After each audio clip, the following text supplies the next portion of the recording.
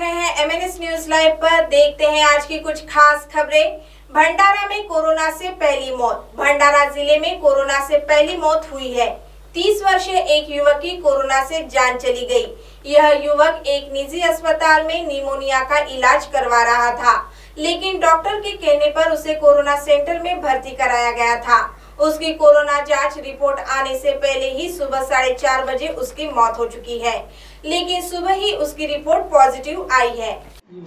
हा भंडाऱ्यामध्ये राहणारा होता।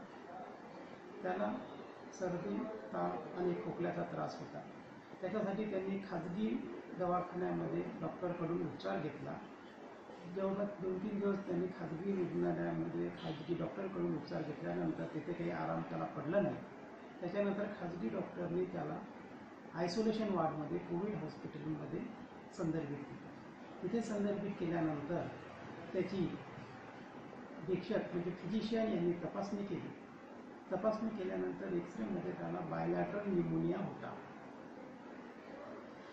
बायलॅटरल निमोनिया आल्यानंतर त्याच्यावर उपचार चालू केला, लगेच उपचार चालू केला आणि ते सारीच्या माध्यमातून आल्यामुळे त्याचं स्वॅब घेण्यात आला। तो स्वॅब घेतला आणि तो तपासणीसाठी पाठवण्यात आला आणि उपचार चालू होता।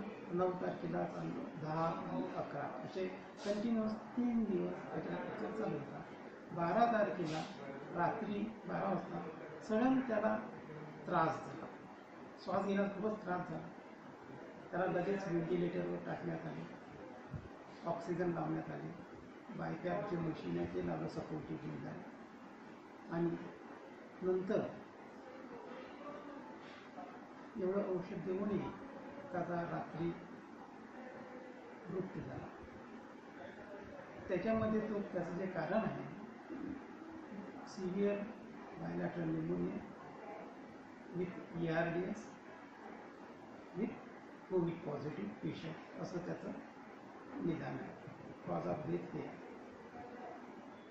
दहशतवादी संगठना इस्लामिक स्टेट का पुणे कनेक्शन।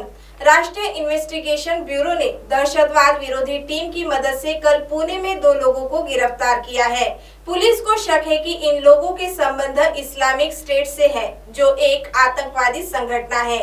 इनमें एक महिला भी शामिल है। 2 पुरुष और 1 महिला के साथ 3 लोगों को गिरफ्तार किया गया है। 5 साल का कार्यकाल पूरा करेंगे अनिल देशमुख। राज्य की आघाड़ी सरकार में कोई मतभेद नहीं है और यह सरकार 5 साल का अपना कार्यकाल पूरा करेगी, इसकी जानकारी देते हुए राज्य गृह मंत्री अनिल देशमुख।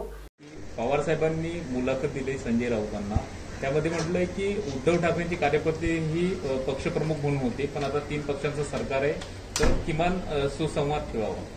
कसं आहे, खरी गोष्ट आहे, माननीय शरद पवार साहेबांची अतिशय प्रदीर्घ मुलाखत झाली, आपण सर्वांनी पाहिली। त्याच्यामध्ये त्यांनी सांगितलं की हे जे सरकार आहे हे 3 पक्षात आहे, काँग्रेस पक्ष, राष्ट्रवादी आणि शिवसेना, आणि अतिशय चांगल्या पद्धतीनं माननीय मुख्यमंत्री उद्धवजी ठाकरे, उपमुख्यमंत्री अजितदादा पवार हे सर्व मिळून सर्वांना एकत्र घेऊन 3 पक्षाच्या लोकांना एकत्र घेऊन अतिशय चांगल्या पद्धतीनं महाराष्ट्रामध्ये कारभार करतायत।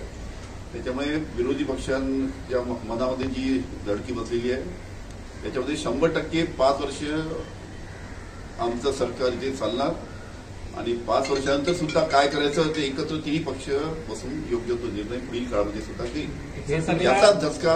याचा झटका विरोधी पक्षांना बसलेला आहे। तुम्ही प्रत्यक्ष मंत्रिमंडळात आहात, सरकारमध्ये समन्वय दिसतोय तुम्हाला? एकदम चांगला आहे। आमच्या 3 पक्षाचं सरकार सुद्धा अतिशय चांगला समन्वय आहे।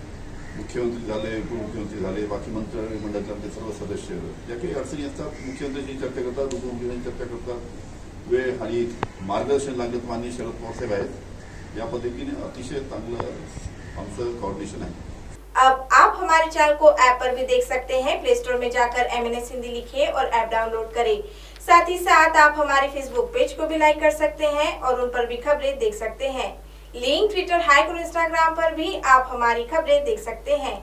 आप हमारे चैनल को यूट्यूब पर भी देख सकते हैं और इसे यूट्यूब पर सब्सक्राइब करना बिल्कुल भी ना भूलें। फिलहाल वक्त चला एक ब्रेक का। ब्रेक से लौटने के बाद देश और दुनिया की तमाम बड़ी खबरें देखने के लिए बने रहे MNS न्यूज लाइव के साथ। नमस्कार।